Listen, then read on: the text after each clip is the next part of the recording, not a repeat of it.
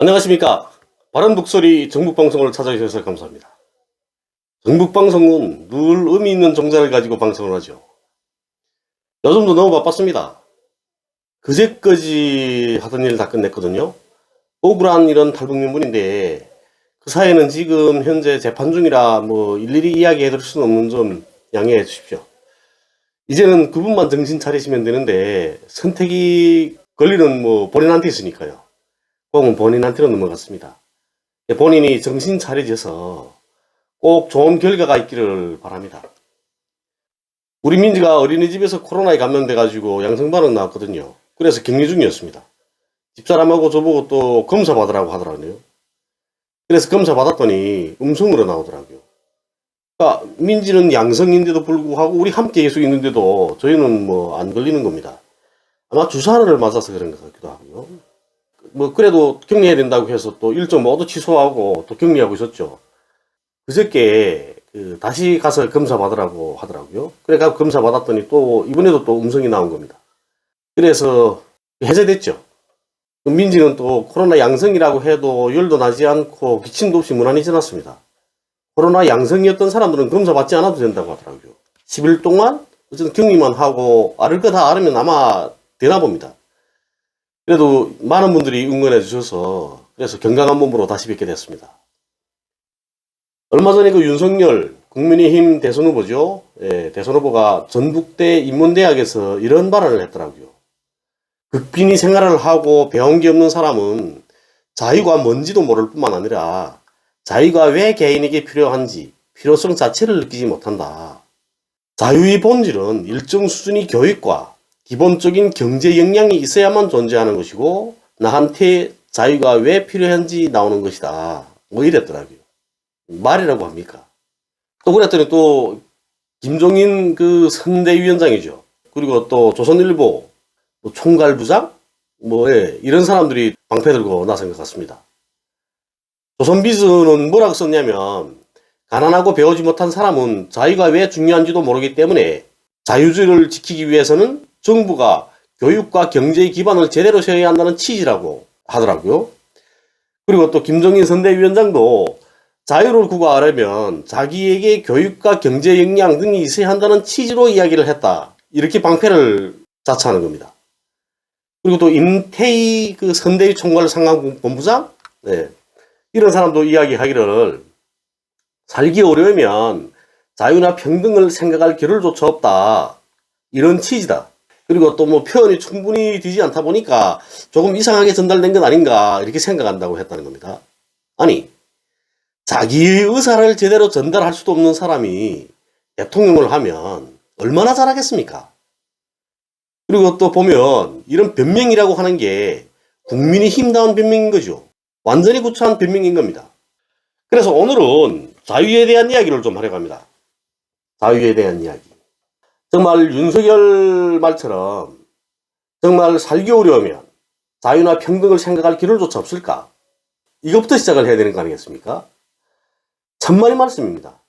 미국의 흑인 노예 소유자 국가. 노예 소유자 국가가 왜 망했습니까?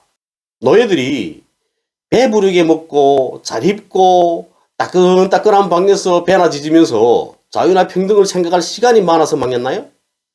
미국이 흑인 노예들이 왜 계속 들고 일어나고 도망치고 했습니까? 자유를 찾아 그런 거거든요. 그 흑인 노예들이 배부르게 먹고 잘 입고 따끈따끈한 방에서 잔등 뒤지면서 그러면서 자유나 평등을 생각한 건 아니거든요. 우리 2030 세대가 왜 분노합니까? 2030 세대가 살기 편해서 자유나 평등을 이야기하는 건 아니죠.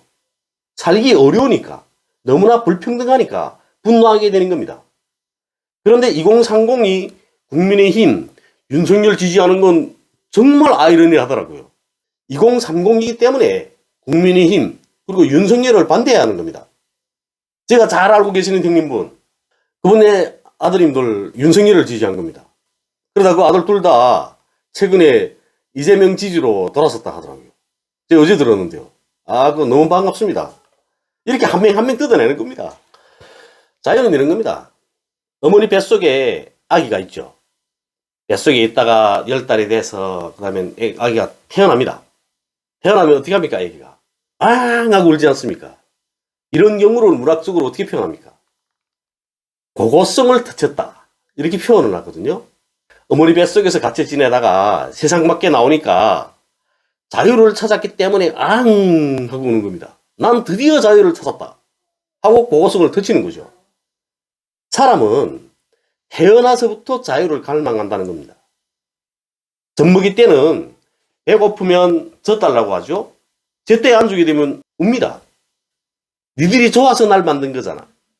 내가 아직 움직일 능력도 안 되고 내 재능을 니들은 좋아하잖아.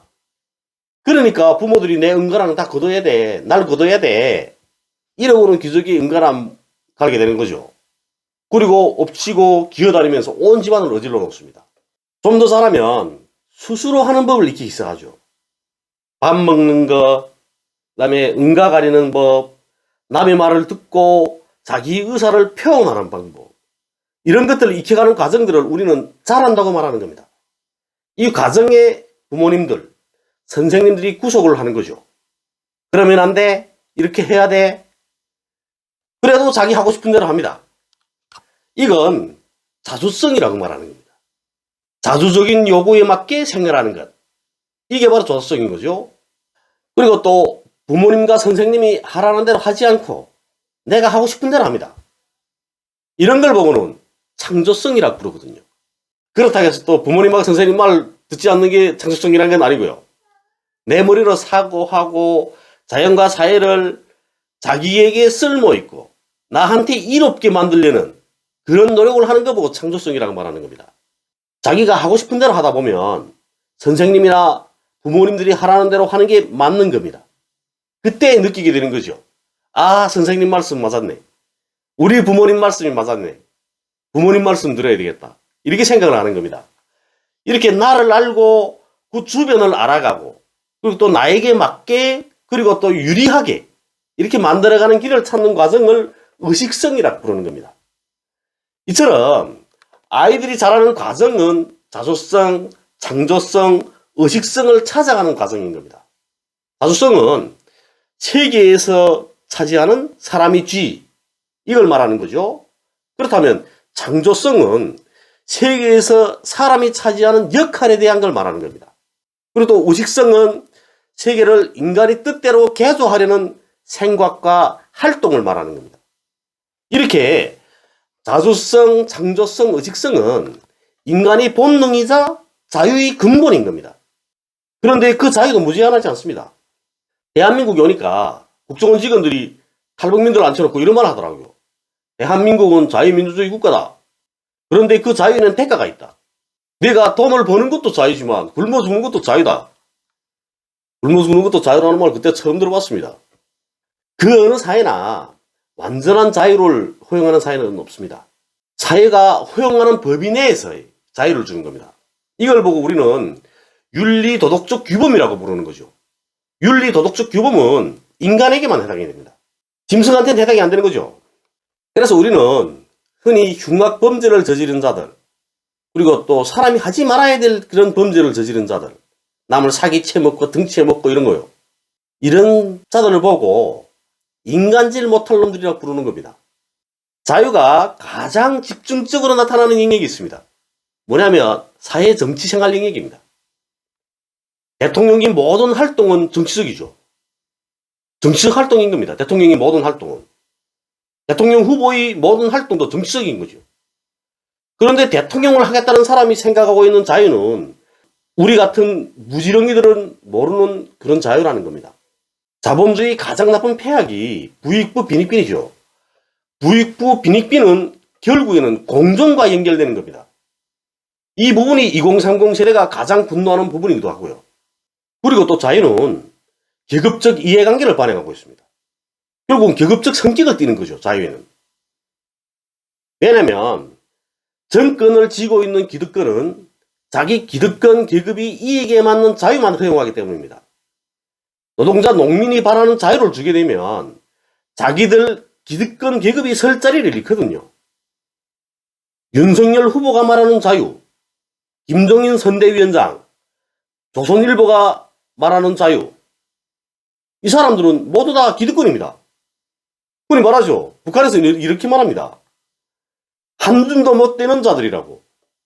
이들이 말하는 자유는 무지렁이로 표현되는 우리 서민들의 의사는 아랑곳하지 않는 자기들만의 자유인 겁니다. 기득거리 논리로 자유를 알고 있다나니까 이런 망언들을 하게 되는 거죠. 며칠 전에 윤석열 후보 부인인 김건희 씨 학력 위조 등에서 사과하는 걸 제가 봤었습니다. 돋보이고 싶은 마음에 학력, 경력 위조했고 그걸로 다른 사람들한테 해를 끼친 게 뭐였냐, 이런 논리 아닙니까? 또 2030 세대를 이야기하게 되는데 이런 부분이 우리 2030 세대가 가장 분노하는 부분이기도 합니다. 김건희 씨 학력, 경력 위조 때문에 2030 세대가 피해를 입진 않았죠. 그래서 분노하지 않는 것 같습니다. 그런데 그러면 안 됩니다. 선택적 분노, 이거는 잘못된 겁니다. 윤석열 후보나 김건희 씨 생각은 이럴 겁니다. 우린 잘 먹고 잘 살던 기득거리기 때문에 어떤 짓을 하든 그건 우리 자유야.